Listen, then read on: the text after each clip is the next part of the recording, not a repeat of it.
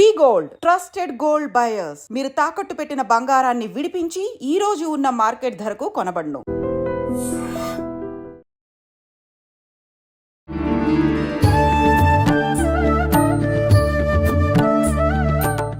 సాధారణంగా పిల్లల్లో మనం ఏ రకమైన అలవాట్లను అలవరిస్తే గనక అదే రకంగా వాళ్ళ భవిష్యత్తుకు బాటలు ఏర్పడుతూ ఉంటాయి. అంటే ముఖ్యంగా పిల్లలు అనగానే ఏదో పిచ్చి పిచ్చిగా వాళ్ళ సంతోషం కోసం బొమ్మలేయటం చూస్తూ ఉంటాము. ఏదైనా క్లే మోల్డింగ్స్ అలాంటివి తీసుకొని చిన్న చిన్న విగ్రహాలు కూడా తయారు చేయడం చూస్తూ ఉంటాము. అందులో మామూలుగా స్కూల్లో కూడా వినాయక చవితి సందర్భాల్లో చూసుకుంటే ఉపాధ్యాయులు కూడా చెప్తూ ఉంటారు పిల్లలకి, చిన్న క్లాసెస్ పిల్లల నుంచి కూడా పెద్దవాళ్ళ వరకు వినాయకుడి విగ్రహాలు తయారు చేయించి తీసుకురమ్మని, ఆ తీసుకొచ్చిన విగ్రహాలని అక్కడ పూజలో పెట్టి వాళ్ళని ఇంకా ఎంకరేజ్ చేయడం అనేది మామూలుగా మనం చూస్తూ ఉంటాం.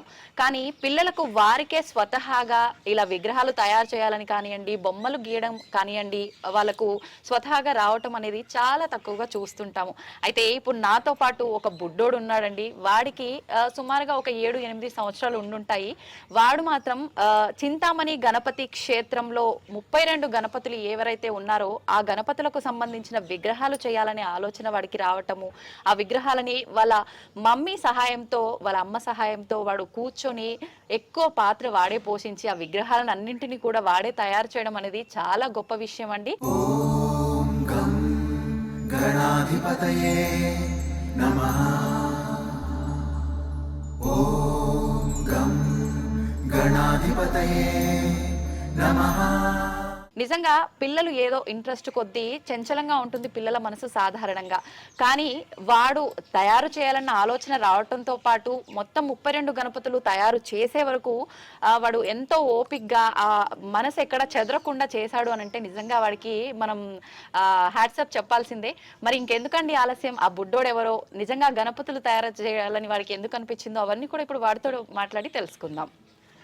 హాయ్ రా, ఏం పేరు నీ పేరు? రోహిత్. రోహిత్, ఏం చదువుతున్నావు? Second class.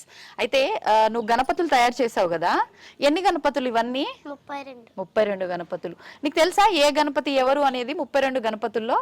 తెలీదా? అయితే ఎందుకు వచ్చింది నీకు ఆలోచన గణపతులు తయారు చేయాలని? మేడం చేయమన్నారా? అంటే మామూలుగా స్కూల్లో అప్పుడప్పుడు చెప్తుంటారా మీరు ఇలా చేయాలి అలా చేయాలి అని చెప్పి? చెప్పరు. కానీ మామూలుగా ఒకసారి మేడం అన్నారు, నీకు అలా చేయాలని అనిపించిందా? ఇప్పుడు ఇక్కడ విగ్రహాలు చూస్తున్నావు కదా, విగ్రహంలో ఎలా ఉన్నారో స్వామివారు అలానే తయారు చేసినావు కదా నువ్వు. నీకు ఎలా చేయాలనిపించింది అట్లా? అంటే ఇది అక్కడ విగ్రహంలో ఎలా ఉందో ఇక్కడ అలానే అట్లా చేయాలి అని అంటే నీకేమైనా ఇబ్బంది అనిపించిందా? గణపయ్యం చేస్తుంటే పట్టుకో, చెప్పు ఎలా తయారు చేసావు అసలు? స్టార్టింగ్ ఎక్కడి నుంచి మొదలుపెట్టి ఎక్కడి నుంచి చేసావు చెప్పు నాకు. ఎక్కడి నుంచి? ఫస్ట్ కాలు తయారు చేసావా? తర్వాత పొట్ట తయారు చేసావు. తర్వాత ఏం చేసావు? గుండె. ఓ స్వామివారి గుండె కూడా పెట్టేసావా నువ్వు? ఎక్కడుందిరా గుండె? చూపించు. అక్కడ ఉందా? సౌండ్ వస్తుందా మరి స్వామివారి గుండె? రావట్లేదా? రావాలి కదరా మరి, సౌండ్ వచ్చేటట్టు చేయాలి నీకు. విగ్రహంలో సౌండ్ రాదు కదా. ఓకే, అయితే ఇప్పుడు నీకు ఇన్ని విగ్రహాలు తయారు చేసావు కదా, ఎన్ని రోజులు పట్టింది నాన్న తయారు చేయడానికి? తెలుసా నీకు ఎన్ని రోజులు పట్టిందో? తెలీదు. ఎవరు హెల్ప్ తీసుకున్నావు ఇవన్నీ తయారు చేయడానికి? మమ్మీ హెల్ప్ తీసుకున్నావు. ఎంతసేపు కూర్చునేవాడివి వాడివి రోజు ఇవి తయారు చేయడానికి? 2 మినిట్సే కూర్చున్నావా? అంటే అప్పుడు 2 మినిట్స్లో ఒక విగ్రహం కంప్లీట్ అయ్యి ఉండేదా? ఓకే, ఎప్పుడు చేసేవాడివి రోజులో? అంటే స్కూల్కి వెళ్ళే ముందా వచ్చిన తర్వాత? వచ్చిన తర్వాత. ఇప్పుడు ఈ మట్టి ఇదంతా ఎక్కడ తీసుకొచ్చినావు? అక్కడంటే ఇంటి ముందు మట్టి దొరికిందా? అంటే అన్ని విగ్రహాలకు సంబంధించిన మట్టి అంతా ఒకటేసారి తీసుకొచ్చుకున్నావా?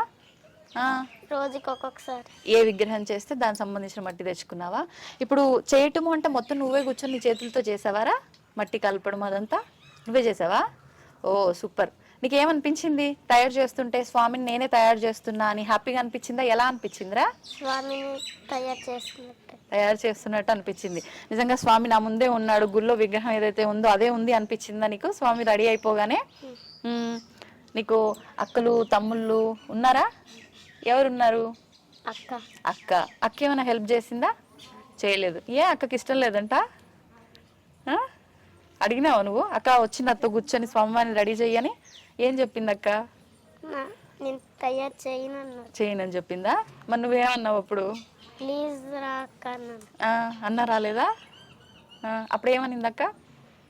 నాకు వద్దు తమ్ముడు, నాకు ఇష్టం లేదన్నాడు. అవునా? ఓ, తర్వాత మమ్మీని అడిగావా? మమ్మీ ఇప్పుడు మీ టీచర్ చెప్పింది అన్నావు కదా, ఇంటికి వచ్చి మీ మమ్మీకి చెప్పినావా?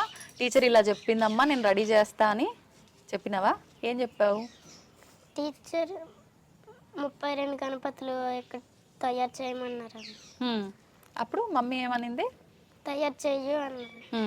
తర్వాత నెక్స్ట్ వెంటనే స్టార్ట్ చేసావా మట్టి తీసుకురావడం అదంతా? ఓకే. ఇంకేంటి మరి, నీకు ఇప్పుడు ఈ గణపతులు పెట్టి పూజ చేస్తున్నావా రోజు? మరి ఇక్కడే ఉంచుతావా, గుళ్ళోనే ఇంట్లో పెట్టుకుంటావా? ఇక్కడే. ఓకే. ఏం పూజలు చేస్తావరా రోజు? వినాయకుడికి లడ్డూలు ఉండ్రాలు ఇష్టం కదా, తెలుసా నీకు? అవన్నీ తెచ్చి పెడుతుంటావా మరి స్వామికి? పెట్టవా? పెడతావా? నువ్వు తింటావా దొంగ? పెడతావా? ఎన్ని పెడతావు? నువ్వు ఎన్ని తింటావు స్వామివారి దగ్గర నువ్వు లడ్డులు? ఎవరికైనా పెడతావా నీ ఫ్రెండ్స్కి తీసుకెళ్ళి? మళ్ళీ పొద్దున స్కూల్కి వెళ్ళే ముందు వచ్చి పూజ చేస్తావా రోజు? ఏం పూజ చేస్తావు చెప్పురా? గరిక పూజ. ఓ, తెలుసా నీకు గరిక పూజ చేస్తారని? వినాయకుడికి గరిక పెట్టి ఏమన్నా మంత్రం చెప్తావురా? నీకేం తెలుసా? ఏమని దండం పెట్టుకుంటావు? శ్రీభూయిత శ్రీహరి చిహ్నితాభ్యం అగస్య రేఖాదిభిరంచితాభ్యం నిగూఢ బీజాక్షర ముద్రితాభ్యం నమో నమః సద్గురు పాదుకాభ్యం. ఈ మంత్రం చెప్పేస్తావా? సూపర్ రా నువ్వు, నిజంగా. నాకు కూడా రాదు ఈ మంత్రం. ఎవరు నేర్పించారు? యోగాలో నేర్పించారు. నువ్వు యోగా క్లాస్ కూడా వెళ్తున్నావా? ఇంకేమేం క్లాసెస్కి వెళ్తుంటావు?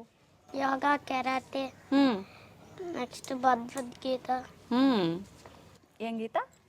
భగవద్గీత. ఏం గీత చెప్పు మళ్ళీ. భగవద్గీత. సూపర్. ఇంకా ఏం తెలుసు నీకు భగవద్గీతలో శ్లోకము ఏదైనా తెలుసా నీకు? చెప్పు ఏదైనా. ఓం శ్రీ పరమాత్మనే నమః.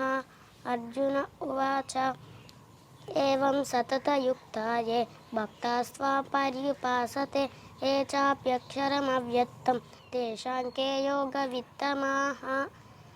శ్రీ భగవానువాచ మయ్యావేశమనో ఏ మాం నిత్యయుక్తా ఉపాసతే శ్రద్ధయా పరయోపేతాః తే మే యుక్తతమా మతాః.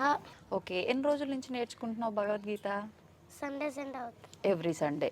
మిగతావన్నీ కరాటే, యోగా ఇవన్నీ అన్నీ సండే ఒక్కరోజే ఉంటుందా వారంలో? ఏ టైం నుంచి ఏ టైం వరకు ఉంటాయి క్లాసెస్? 10 to 1. మరి ఎప్పుడు ఆడుకుంటావురా?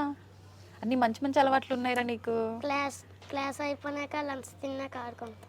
క్లాస్ అయిపోయినాక లంచ్ చేశాక ఆడుకుంటావు. ఓకే.